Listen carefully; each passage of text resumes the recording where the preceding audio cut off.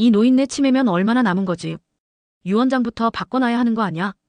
치매에 걸린 어머니를 앞에 두고 아들로 보이는 셋이 의미심장한 대화를 나누고 있습니다. 과연 그들에게는 어떤 일이 있었던 것일까요? 말수는 자신의 오래된 가게를 둘러보며 깊은 숨을 내쉬었습니다. 70 넘은 나이에도 매일 아침 6시면 어김없이 이곳에 나와 장부를 꺼내고 전날의 거래 내역을 꼼꼼히 확인하죠. 돋보기 너머로 바라보는 숫자들이 그녀의 인생을 대변하는 듯 했어요. 작은 포장마차로 시작한 장사가 어느새 서울 중심가 건물 5채와 현금 자산으로 불어났으니까요. 말순 여사, 오늘도 일찍 나오셨네요. 건너편 가게 주인이 인사를 건넵니다. 이 나이에 뭐 잠이 오나, 습관이 무서운 거지. 말순은 쓴웃음을 지으며 대답했어요. 동네 사람들은 말순을 진짜 손으로 일군 재산가라고 불렀습니다. 남편 없이 혼자서 세 자식을 키우며 장사를 일군 그녀의 삶은 누구보다 치열했으니까요. 포장마차에서 옷장사로, 옷장사에서 음식점으로, 그리고 부동산 투자까지. 말순의 손길이 닿지 않은 곳이 없었어요. 그녀의 주름진 손은 그 역사를 고스란히 담고 있었죠. 말순 씨, 정말 대단해. 이렇게 큰 재산을 모으다니. 대단한 게 아니라 필요했던 거야. 애들 대학 보내려면 돈이 필요했고, 결혼시키려면 집이 필요했고, 눈 뜨면 필요한 게 있었어. 말순은 창밖을 바라보며 한숨을 쉽니다. 서울 중심가의 상가 3채, 건물 2채. 그리고 은행 금고에 보관 중인 현금 수십억. 하지만 그녀의 표정은 왠지 공허해 보였어요. 손으로 모은 재산이 크면 클수록 마음의 짐 또한 무거웠으니까요. 어머니, 계좌 비밀번호 좀 알려주세요. 급한 일이 있어서요. 첫째 아들 명수의 전화가 또 울려댔죠. 말수는 전화기를 멍하니 바라보며 깊은 한숨을 내쉬었습니다. 이것이 바로 그녀의 진짜 고민이었어요. 세 자식들이 그녀를 바라보는 시선이란. 자식 키우는 게 평생 숙제라더니 내 숙제는 언제 끝나는 걸까? 말수는 창가에 앉아 깊은 생각에 잠겼습니다.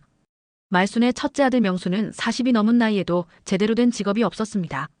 사업이라는 명목으로 이리저리 돈을 끌어모으다가 번번이 실패하고 급기야 사채까지 손을 대는 지경에 이르렀죠. 그런데도 외제차를 몰고 다니며 허세를 부리는 모습이 말순의 마음을 아프게 했어요. 어머니, 이번에는 진짜 대박 사업이에요. 조금만 투자해 주시면. 명수가 어머니를 찾아와 또 돈을 요구했습니다. 이번이 마지막이라고 몇 번이나 말했니? 내 형제들도 다 기다리고 있는데. 둘째 동수는 주식에 미쳐 살았어요. 온종일 차트만 들여다보며 대박을 꿈꾸지만 실상은 자본금을 까먹기 일쑤였죠.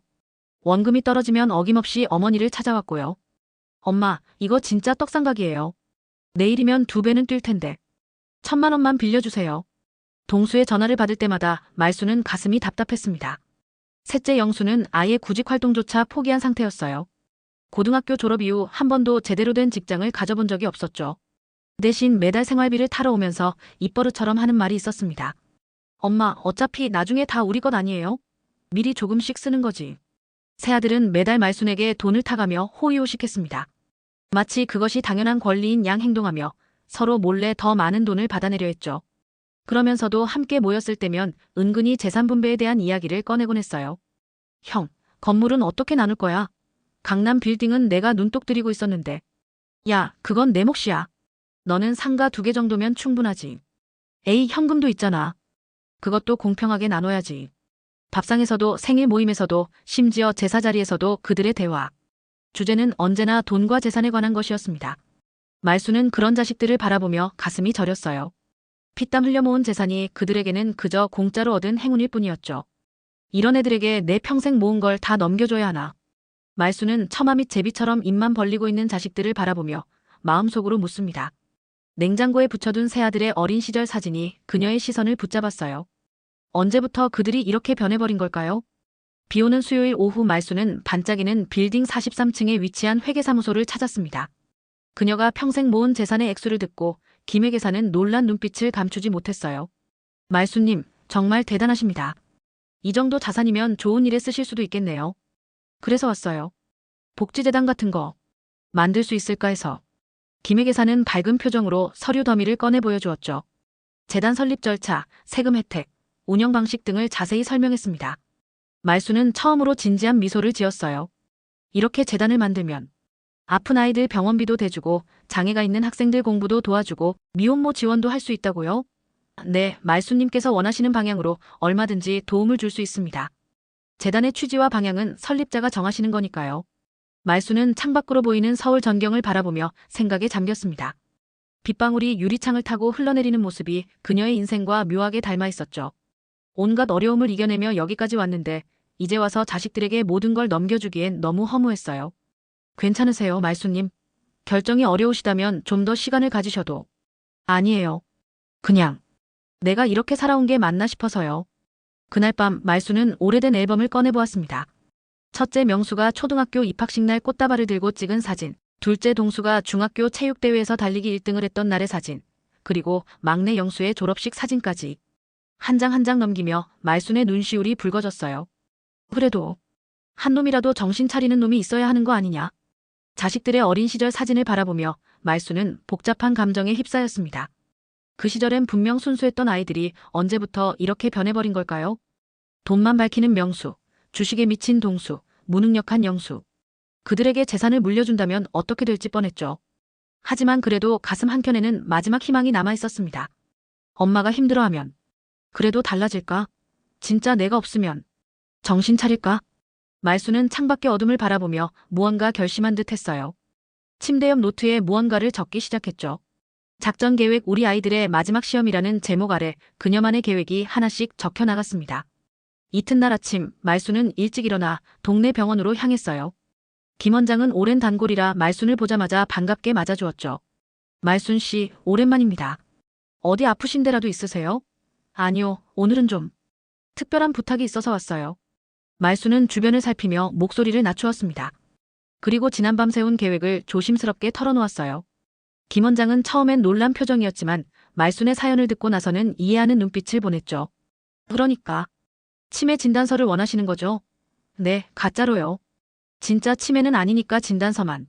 김 원장은 잠시 고민하다가 고개를 끄덕였습니다. 말순이 평소 동네 불우이웃을 돕던 모습을 알고 있었고 그녀의 자식들 문제도 어렴풋이 들어 알고 있었거든요. 알겠습니다. 하지만 정말 조심하셔야 해요. 이런 연기가 오래가면 실제 건강에도 영향을 미칠 수 있으니까요. 말수는 감사하다는 말과 함께 병원을 나섰어요. 가방 속에는 초기 치매 진단서가 들어있었죠. 이제 그녀의 연기가 시작될 차례였습니다. 그날 저녁 말수는 일부러 새 아들을 집으로 불렀어요. 오랜만에 다 함께 저녁을 먹자며 맛있는 음식도 준비했죠. 식사 중에 말수는 평소와 달리 반찬통을 냉장고 대신 신발장에 넣으려고 했어요. 어머니, 뭐 하시는 거예요? 그건 냉장고에 넣어야죠. 첫째 명수가 의아한 표정으로 물었습니다. 아, 맞다. 내가 잠깐 헷갈렸네. 고마워, 영수야. 저 영수 아니고 명수예요, 어머니. 말수는 짐짓 당황한 듯 어깨를 들썩였어요. 아들들은 서로 눈길을 교환하며 어색하게 웃어넘겼죠. 하지만 말순의 연기는 계속되었습니다. 밥을 먹다가 갑자기 우리 둘째가 대학 합격했을 때 먹었던 음식 같네라며 20년도 더 된 이야기를 꺼내거나 지금은 없어진 동네 가게를 방금 다녀온 것처럼 말하기도 했어요. 이틀 후 말수는 더욱 본격적인 연기에 들어갔습니다. 아들 집에 불쑥 찾아가 집을 못 찾겠다며 울먹이기도 하고 전화통화 중에 갑자기 말을 잊어버리는 척하기도 했죠. 그러다 결정타를 날린 건 셋째 영수의 생일 모임에서였어요. 얘들아, 미안해. 엄마가 바지에 똥을 싸버렸어. 순간 모두의 표정이 굳어졌습니다. 말수는 울먹이는 척하며 화장실로 향했고 뒤에 남은 세 아들은 경악한 표정으로 서로를 바라보았어요. 형, 어머니 이거 진짜 이상한데? 그러게. 설마 치매? 병원에 가봐야 하는 거 아냐? 말수는 화장실 문 너머로 그들의 대화를 들으며 쓴웃음을 지었습니다. 그녀의 연기는 성공적이었어요. 이제 자식들의 진짜 모습이 드러날 차례였죠. 일주일이 지나자 말순의 치매 소문은 온 가족에게 퍼졌습니다. 아들들은 급히 모임을 가졌고 말순의 집 거실에 모인 그들의 대화는 그녀의 예상대로였어요. 말순은 부엌에서 차를 준비하는 척하며 그들의 대화를 엿들었죠. 이러다 어머니 재산 다 날리는 거 아냐? 치매 환자가 재산 관리를 어떻게 해? 명수가 가장 먼저 입을 열었습니다. 위임장부터 받아놔야 해. 법적으로 우리가 재산 관리할 수 있게. 동수는 이미 준비해온 서류를 꺼내 보였어요. 형, 어떻게 나눌 거야? 건물은 셋이 나눠 갖고 현금은 어떻게? 영수의 목소리에는 욕심이 가득했습니다. 말수는 쟁반에 차를 올려놓고 깊은 한숨을 내쉬었어요. 예상은 했지만 실제로 듣고 보니 가슴이 아팠죠. 새아들은 어머니의 병보다 재산에만 관심이 있었습니다. 어머니, 여기 차 가져왔어요. 말순이 거실로 들어서자 아들들은 화들짝 놀라 대화를 중단했어요. 아, 고마워요. 우리가 어머니 걱정하고 있었어요. 동수가 얼른 서류를 감추며 말했습니다. 이후 며칠 동안 말순의 집은 갑자기 바빠졌어요. 첫째 명수는 변호사를 데려와 상속 관련 서류 작업을 시작했고, 둘째 동수는 말순의 통장과 도장을 찾아 집안 곳곳을 뒤지기 시작했죠. 셋째 영수는 더 대담하게 건물 열쇠를 몰래 복사하기까지 했습니다. 어머니, 이제 건물 관리는 제가 할게요. 열쇠 주세요. 영수가 말순에게 다가왔어요. 아, 그래, 고마워 우리 아들. 근데 열쇠가 어디 있더라? 말순은 기억이 나지 않는 척 고개를 갸웃거렸습니다. 영수는 짜증이 난 듯했지만 참고 웃으며 대답했어요. 괜찮아요, 제가 찾을게요. 어머니는 쉬세요. 그런데 이 모든 광경 속에서 유일하게 다른 행동을 보이는 사람이 있었어요. 바로 막내 아들 영수의 아내 지연이었죠. 평소 말순과 가장 거리가 멀었던 그녀는 오히려 이 상황에서 매일 말순의 집을 찾아왔습니다. 어머니, 오늘은 제가 김치찌개 끓여드릴게요. 지연은 조용히 말순의 집안일을 도왔어요. 약은 드셨어요? 제가 물 가져다 드릴게요.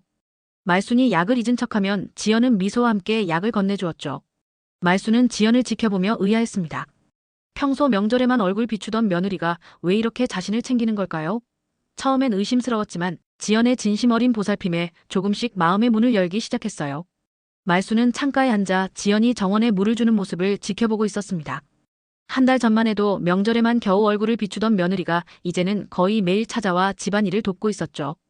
이상한 일이었어요. 어머니, 오늘은 제가 김치 볶아드릴게요. 좋아하시잖아요. 지연은 부엌으로 들어서며 밝게 웃었습니다. 고마워, 지연아. 근데 너 왜 이렇게 자주 와? 영수가 시켰니? 말순이 의심스러운 눈빛으로 물었어요. 지연은 잠시 손을 멈추고 말순을 바라보았습니다. 그녀의 눈에는 복잡한 감정이 어려 있었죠. 사실 제가 어머니께 잘해드린 적이 없어서요. 이제라도 가족으로서 제 역할을 하고 싶어서. 말순은 지연의 대답에 놀랐습니다. 평소 거리를 두고 지내던 며느리의 이런 태도 변화가 의외였거든요. 하지만 마음 한구석에서는 여전히 의심이 떠나지 않았어요. 이것도 재산 때문일까? 그날 오후 말순은 일부러 지연이 있는 앞에서 재산 이야기를 꺼냈습니다. 내가 죽으면 우리 아들들한테 다 물려줄 거야. 건물도 현금도. 말순은 지연의 반응을 살폈어요. 그런데 지연의 대답은 예상 밖이었죠. 어머니, 그런 이야기 하지 마세요. 어머니는 오래오래 사셔야 해요. 재산 같은 건 중요하지 않아요. 말순은 지연의 진심이 느껴져 가슴이 따뜻해졌습니다. 피보다 진한 정이라고 했던가요? 막내 며느리와 나누는 이 작은 교감이 그녀에게는 큰 위로가 되었어요. 어느 날 지연은 말순의 방을 청소하다가 침대 옆 서랍에서 병원 진단서를 발견했습니다. 진짜 치매가 아니라는 사실을 알게 된 거죠. 하지만 지연은 그 사실을 누구에게도 말하지 않았어요. 대신 더 자주 말순을 찾아와 말동무가 되어주었죠. 어머니, 오늘은 날씨가 좋네요. 산책 나가실래요? 지연은 말순의 손을 잡아주었습니다. 산책 중에 말순은 문득 지연에게 물었어요. 지연아, 너 내가 치매 아닌 거 알고 있지? 지연은 잠시 걸음을 멈추고 말순을 바라보았습니다. 그리고 조용히 고개를 끄덕였죠. 네, 알고 있어요. 하지만 어머니의 마음도 이해해요. 말순의 눈에서 눈물이 흘렀습니다. 자식들은 자신의 재산만 탐내는데 정작 가장 멀게 느껴졌던 며느리가 자신의 마음을 이해해주고 있었어요. 그날 밤 말순은 오랜만에 편안한 마음으로 잠에 들 수 있었습니다. 피보다 따뜻한 게 정이었네. 말순은 잠들기 전 작은 소리로 중얼거렸어요. 2달이 지난 어느 날 말순은 모든 가족들에게 긴급히 모이라는 연락을 보냈습니다. 새아들과 며느리들, 그리고 몇몇 손주들까지 한자리에 모였죠. 거실에는 낯선 양복 차림의 중년 남성도 있었어요. 그는 말순의 재산을 관리해온 박 변호사였습니다. 오늘 다들 불러낸 이유는 내가 죽기 전에 유언장을 작성했다는 걸 알리고 싶어서야. 말순이 입을 열자 방 안의 공기가 순식간에 긴장감으로 가득 찼습니다. 어머니, 무슨 말씀이세요? 어머니는 아직 건강하시잖아요. 명수가 가장 먼저 반응했지만 그의 눈빛은 이미 들뜬 상태였어요. 치매가 더 심해지기 전에 정신 또렷할 때 정리해두는 게 좋을 것 같아서. 말순은 슬픈 표정을 지으며 말했습니다. 아들들은 서로 눈짓을 주고받으며 흥분을 감추지 못했어요. 각자 자신의 몫을 계산하느라 바빴죠. 명수는 강남 빌딩을, 동수는 상가 건물을, 영수는 현금 자산을 노리고 있었습니다. 자, 그럼 말순 씨의 유언장을 낭독하겠습니다. 박 변호사가 공증된 서류를 꺼내 들었어요. 모두의 시선이 서류에 집중되었습니다. 아들들의 얼굴은 기대감으로 상기되어 있었고 유일하게 지연만이 조용히 말순의 손을 잡아주고 있었죠. 황말순 씨의 유언장입니다. 전 재산의 90%는 사회복지재단 말순의 꿈에 기부합니다. 순간 방안이 얼어붙었어요. 아들들의 표정이 일제히 굳어졌죠. 뭐라고요? 명수가 벌떡 일어났습니다. 나머지 10%는 지난 2달간 황말순 씨를 진심으로 돌봐준 며느리 박지연 씨에게 상속합니다. 박 변호사의 말이 끝나자마자 방안은 아수라장이 되었어요. 명수는 탁자를 내리치며 소리쳤고 동수는 얼굴이 하얗게 변한 채 말문이 막혔습니다. 영수는 아내 지연을 의심스러운 눈초리로 쳐다보았죠. 어머니, 이게 무슨 말도 안 되는. 어머니는 치매 환자잖아요. 이건 법적으로 무효예요. 명수가 소리쳤습니다. 말수는 그저 조용히 미소를 지을 뿐이었어요. 그녀의 눈에는 오랜 시간 참아온 슬픔과 결단이 담겨 있었습니다. 아들들이 난리를 피우는 동안 지연은 여전히 말순의 손을 꼭 잡고 있었어요. 그녀의 눈에도 눈물이 고여 있었죠. 이건 말이 안 돼. 우리는 어머니의 자식들이라고요. 동수가 외쳤습니다. 아들들의 항의가 거실을 가득 채웠습니다. 명수는 서류를 찢으려 했고 동수는 변호사에게 달려들었으며 영수는 아내 지연을 배신자라 몰아세웠어요. 혼란의 도가니 속에서 말수는 천천히 자리에서 일어났죠. 그리고 갑자기 가시돋친 목소리로 외쳤습니다. 조용히 해. 순간 모든 소리가 멈췄어요. 아들들은 당황한 표정으로 말순을 바라보았습니다. 평소 작고 나긋한 목소리였던 어머니의 단호한 외침이 낯설었거든요. 이게 치매에 걸린 사람의 판단처럼 보이니? 말순이 날카롭게 물었어요. 어머니. 명수가 어리둥절한 표정으로 중얼거렸습니다. 말순은 냉정한 표정으로 세 아들을 차례로 바라보았어요. 그리고 서랍에서 또 다른 서류 뭉치를 꺼내 테이블 위에 던졌죠. 이게 뭔지 알아? 너희가 내 등 뒤에서 한 짓들의 증거야. 명수, 넌 내 명의로 대출받으려 했지. 동수, 넌 내 도장을 위조했고. 영수, 넌 내 건물 세입자들에게 이미 자신을 주인이라고 소개했더군. 아들들의 얼굴이 하얗게 변했습니다. 말수는 계속해서 말을 이었어요. 나는 치매 연기를 했을 뿐이야. 너희가 어떻게 나올지 시험해보고 싶었거든. 그런데 결과는. 말순의 눈에 눈물이 맺혔지만 그녀는 꿋꿋이 말을 이어갔습니다. 결과는 내가 평생 키운 자식들이 돈 앞에서 짐승으로 변했다는 거지. 지난 2달 동안 나는 너희의 얼굴이 아니라 너희 속을 봤어. 방 안에 무거운 침묵이 내려앉았어요. 아들들은 변명할 말을 찾지 못한 채 고개를 숙였습니다. 말수는 천천히 지연에게 다가가 그녀의 손을 잡았죠. 어머니, 저는. 지연이 눈물을 글썽이며 말을 시작했지만 말수는 부드럽게 그녀의 말을 막았어요. 내가 내 진짜 가족이었구나. 피는 물보다 진하다지만 때로는 정이 피보다 더 진할 수 있다는 걸 가르쳐줘서 고마워. 말수는 지연의 손을 잡고 천천히 현관으로 향했습니다. 그리고 돌아서서 마지막으로 세 아들을 바라보았어요. 내가 평생 모은 재산은 사회에 환원할 거야. 그리고 10%는 지연이에게 줄 거고. 너희에게는 스스로 살아갈 수 있는 기회를 줄게. 그게 진짜 부모가 해줄 수 있는 일이니까. 말순과 지연이 집을 나서자 세 아들은 망연자실한 표정으로 서로를 바라보았습니다. 그들의 욕심이 결국 모든 것을 잃게 만들었다는 사실을 뒤늦게 깨달은 거죠. 말순은 이후 말순의 꿈재단을 통해 소외된 이웃들을 돕는 일에 헌신했어요. 지연은 그녀의 든든한 조력자가 되었고요. 그리고 말순의 사무실 장부맨 앞장에는 이런 문장이 적혀 있었습니다. 사랑 없는 피는 피일 뿐이다.